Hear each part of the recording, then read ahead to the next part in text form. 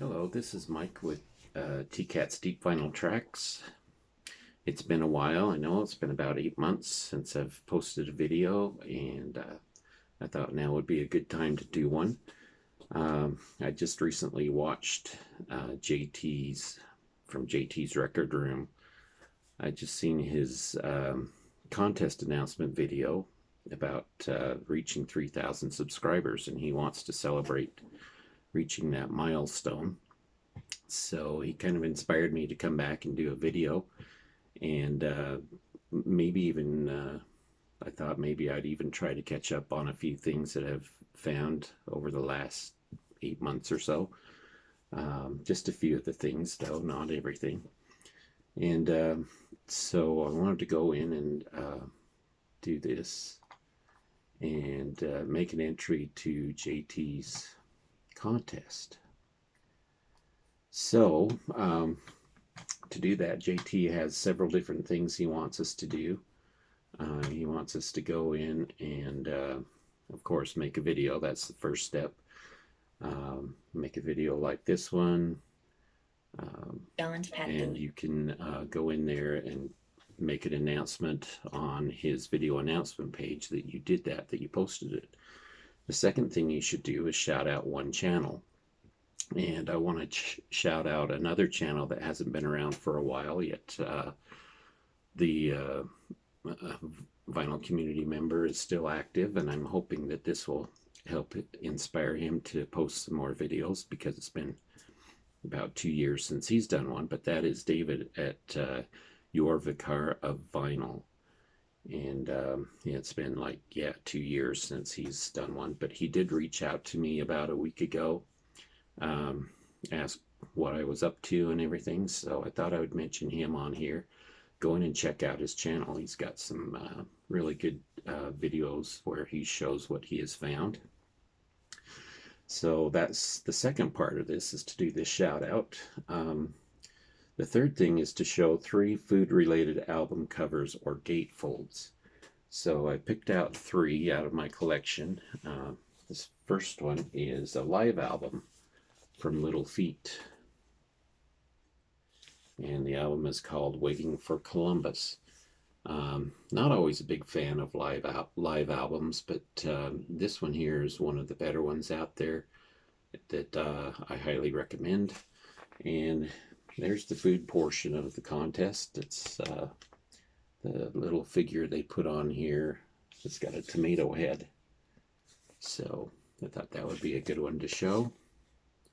Some great stuff. This is a double album, and of course it has all their big songs on here, like Dixie Chicken, Tripe Face Boogie, Willin', Don't Bogart That Joint, Sailing Shoes, Feet Don't Fail Me Now, Fat Man in the Bathtub. Lots of great tracks. And they even do some really nice jamming on this, which makes this a special record. Highly recommend, especially if you're a Little Feat fan. The next one I'd like to show is by a band called Doug and the Slugs, Canadian band. Not as popular, but they were around in the 80s, and they somewhat fit around somewhere between a garage band and trying to get in the 80s sound at the same time. Very interesting sound. I really enjoy their music. You can see the food item here is this huge bologna sandwich, and the name of the album is Cognac and Bologna. Fun album, a lot of humor in their music, but a lot of fun too. They definitely still take music seriously, so there's the label if you're interested.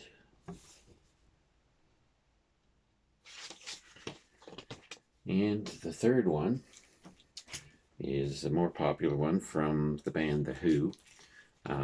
This particular album cover on my copy is put together with another album called A Quick One.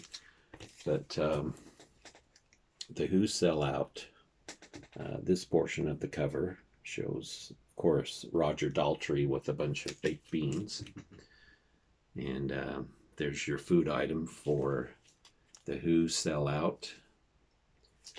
And this is a really fun album, and it was nice to get this copy of it because it has both albums on uh, in one record. So there's those three items. The fourth thing he would like you to do is show one album that you highly recommend. And I will actually do that at the end of this video. Right now I wanted to quickly just go through. I don't want to overrun my time or wear out my welcome or anything. Try to keep this down around 10 minutes. So I went through and picked out a few albums that I picked out, and to help celebrate JT's number 3 for 3000, I picked out 3 different bands that I've got 3 different albums from.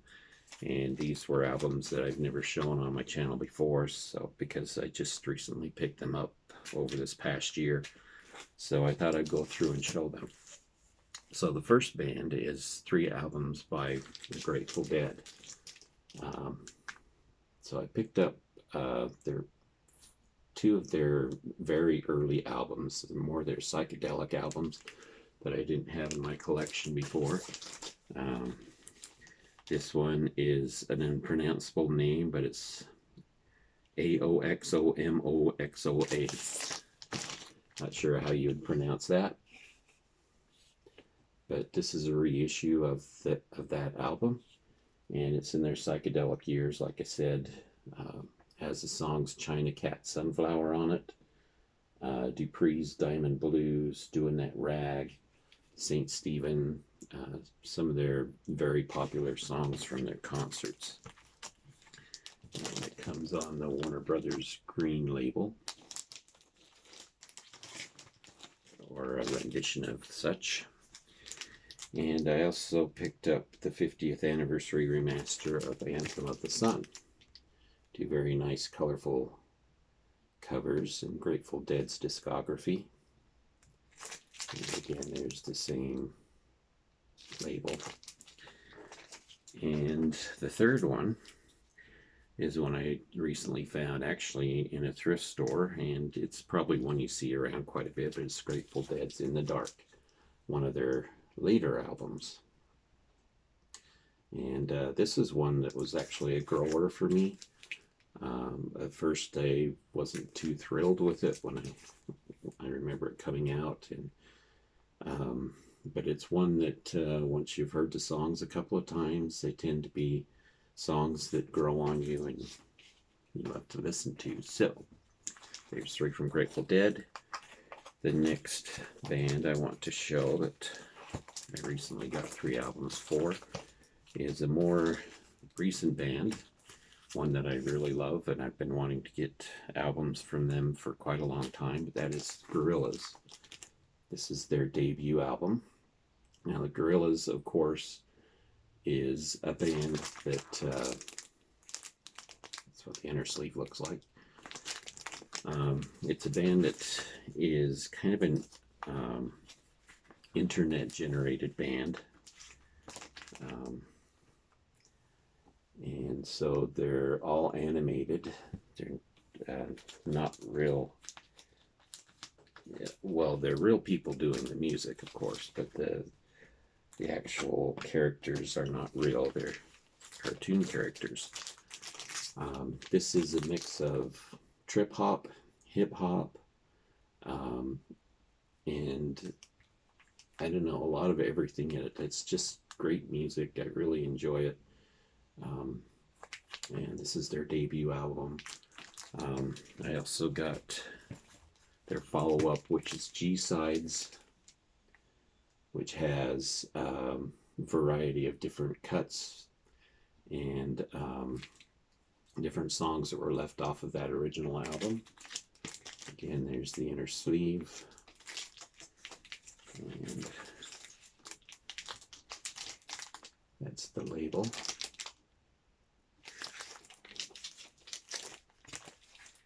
And the third one, my favorite album from them, and one that I highly recommend if you want to get into the Gorillaz and hear some of their music. I would recommend that you get this one first.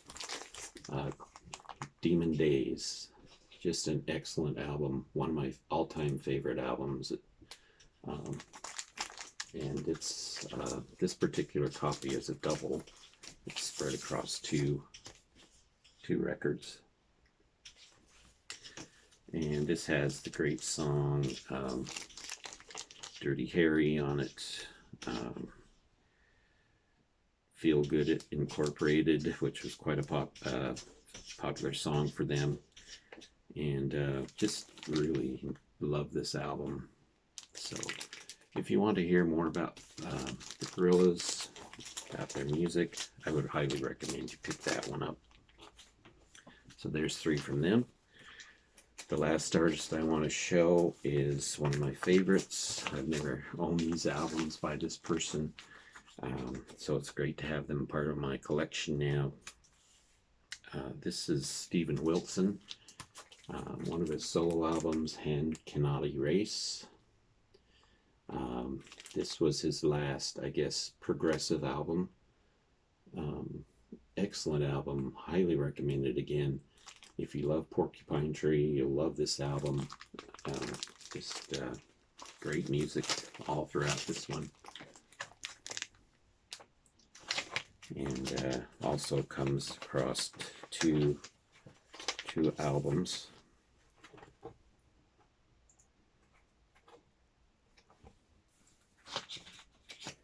The full album itself is on 2 LPs.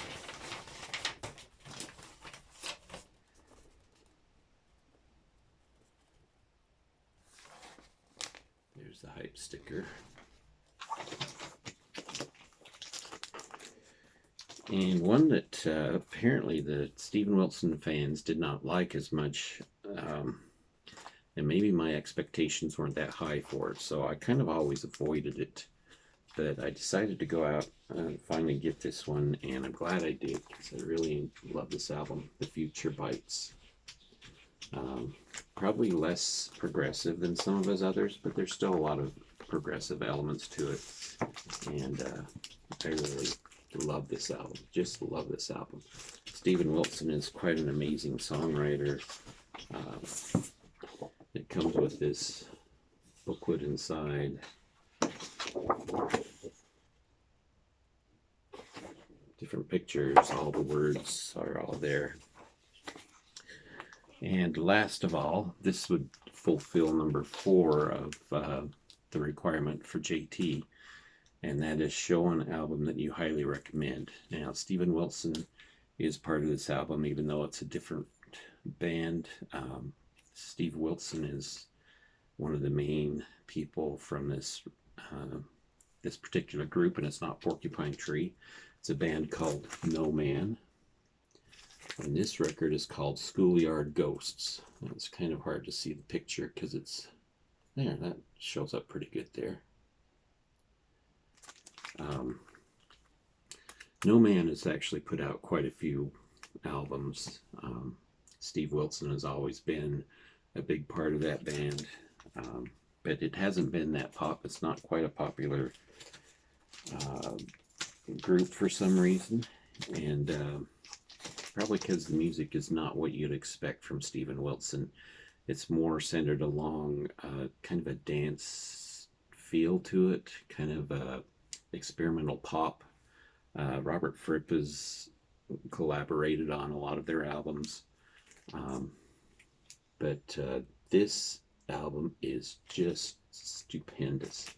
Love this album, and it has the best ballad ever recorded, in my opinion, a song called Wherever There Is Light. Absolutely love this album. It's kind of a departure from their kind of dance feel, upbeat feel. This one is more laid back, probably a little more, what's the word?